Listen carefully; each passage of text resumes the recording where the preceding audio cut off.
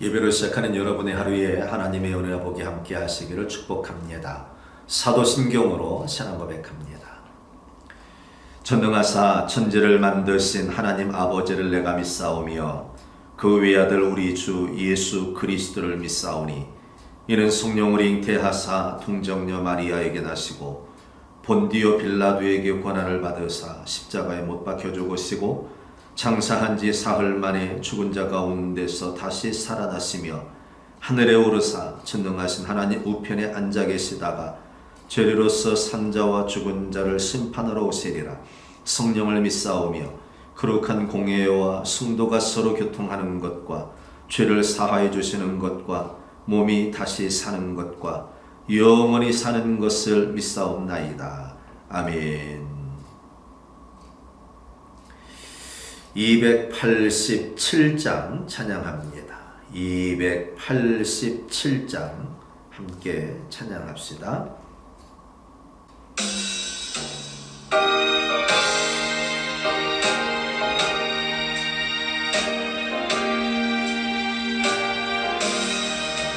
예수 앞에 나오면 죄사함 받으며 주의 품에 안기어 편히 쉬리라.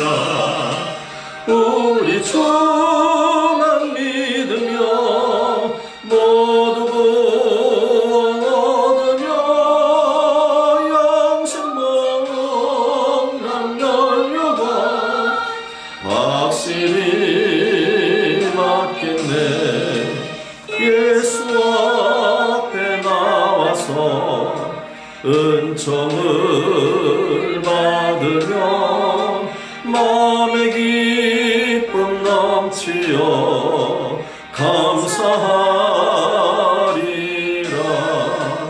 우리 주만 믿으며 모두 구원 얻으며 영생목 남열려가 확실히 맞겠네.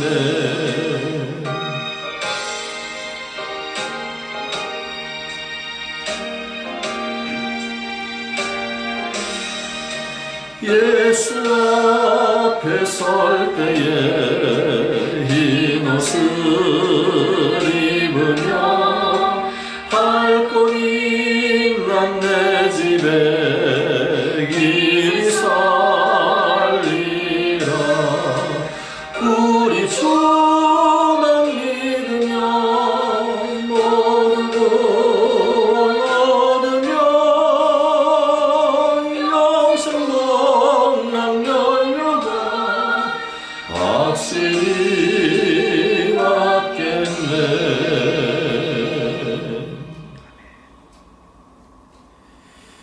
하나님 말씀 보겠습니다. 고린도전서 15장 12절에서 20절 말씀입니다.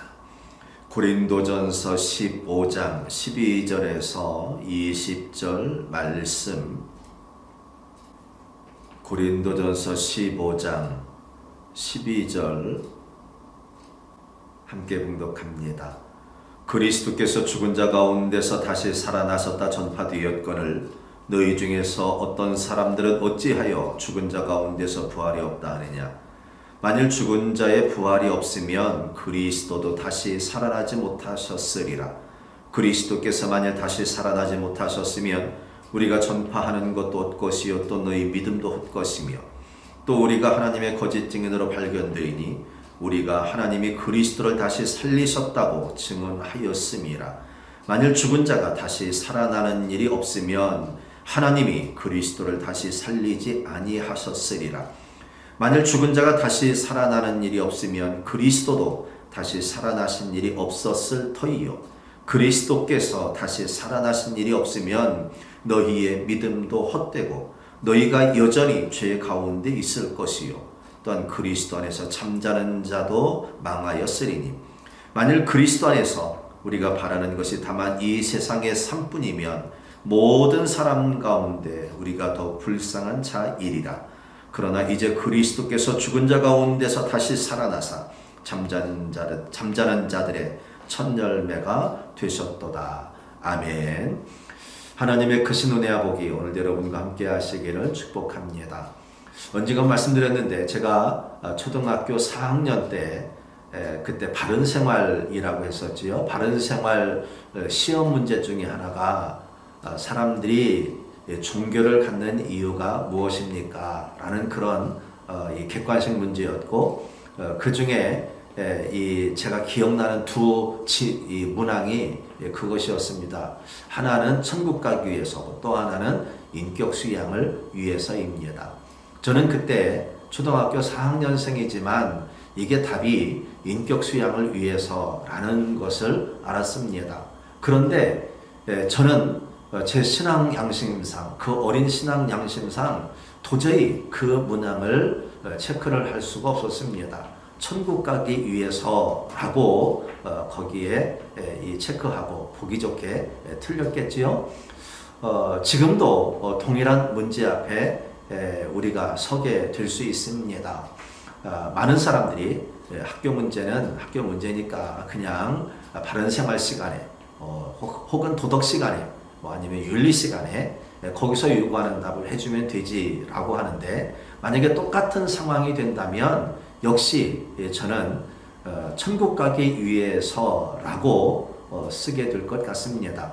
이것은 굉장히 현실적인 것처럼 보이고 또 다른 면에서는 이상적인 것처럼 보이겠지만, 우리들이 예수님 믿는 궁극적인 목적이 결국은 목표가 그것입니다. 하나님 나라가 없으면, 다시 삶이 없다면, 영생의 삶이 없다면, 지금 시대는 예수님 믿는다고 핍박받는 시대가 아니니까 인격 수양을 위해서라고 해도 크게 틀리지 않을 수 있습니다. 그러나 오늘 초대교회, 오늘 본문 고린도전서가 쓰여진 이 당시에 예수님 믿는다는 이유만으로 잡혀가고 사자밥이 되고 때는 기둥에 묶이고 파라핀 용에게 흠뻑 절어서 밤거리를 밝히는 이 가로등 역할을 하고 있는 그런 상황이라면, 하나님 나라가 없는데 하나님 나라가 있다고 믿고서 그런 일을 당한다는 것이 이게 보통 일이 아니지 않습니까? 그래서 사도 바울도 오늘 고린도전서 15장 19절에 그렇게 말합니다. 만일 그리스도 안에서 우리가 바라는 것이 다만 이 세상의 삶뿐이라면 모든 사람 가운데 우리가 정말 불쌍한 자 아니겠느냐. 하나님 나라가 없다면 우리는 하나님 나라가 있다고 믿고 영생의 삶이 있음을 믿고 이 땅에서의 핍박과 환난과 때로 순교당함을 기꺼이 그 길을 선택하고 있는데, 그렇게 이 땅의 삶을 마감했더니 예수님을 통해서 알게 된 영원한 하나님 나라가 없다. 얼마나 이것이 고통스러운 문제겠습니까? 그런데 기억하십시오. 우리 주님은 부활하셔서 잠자는 자들의 첫 열매가 되셨고, 이 말씀은 곧 모든 잠자는 자들, 예수 그리스도를 통해 구원받은 모든 이들이 하나님의 은혜 가운데서 다시 살게 될 것이며, 그리고 영생의 삶을 살아간다는 말씀입니다. 기억하십시오. 잊지 마십시오. 오늘도 여전히 주님은 동일한 구원의 은혜를 우리들에게 베풀어 주십니다. 세상이 아무리 달콤한 것으로 가득 차 있다 할지라도 우리들은 이 땅에서 영원히 사는 존재가 아닙니다. 누구든지 이 땅을 떠날 것이며, 누구든지 선악과는 심판을 받을 것이며, 누구든지 예수 그리스도를 믿는 자마다 영생의 삶을 살아가게 될 것입니다. 주님께서 우리를 위해서 대신 십자가를 지셨고, 주님께서 우리의 죄를 용서해 주심으로 하나님의 원수 되었던 자를 하나님의 자녀 삼아 주셨음을 결코 잊지 마시기를 바랍니다. 오늘 이 하루 살아가시면서 구세주 되신 예수 그리스도의 은혜를 기억하시고, 그 예수 그리스도께 여러분들의 삶을 맡기심으로 영생의 삶을 꿈꾸시고 영생의 삶을 준비하시고 아버지 하나님의 거룩한 백성으로 언제나 승리하며 살아가시기를 주님의 이름으로 축복합니다. 기도합니다.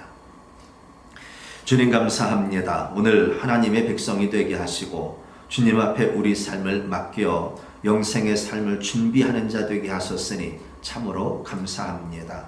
그리스도께서 다시 살아나심으로 모든 죽은 자들의 첫 열매가 되셨고 생명을 선포하시며 예수 그리스도를 믿는 자마다 예수님을 통해 영생의 삶을 시작하게 하심에 감사드립니다. 이제 오늘 우리들은 주님 나라를 꿈꾸는 자로 영생의 삶을 살아가게 하시고 또 주신 사명 잘 감당하여 많은 이들에게 하나님 나라를 선포하며 또 함께 구원받는 귀한 역사도 있게 하여 주옵소서. 우리 삶을 주관하시는 아버지 하나님 예수 그리스도를 통해 하나님의 거룩한 자녀 되었으니 이제 우리들은 이 땅에 우리의 생명 맡기지 아니하고 주님께 맡기고 또 하나님 주신 생명을 온전히 누리며 살아가는 주의 백성들로 삼아 주옵소서. 예수님의 이름으로 기도합니다.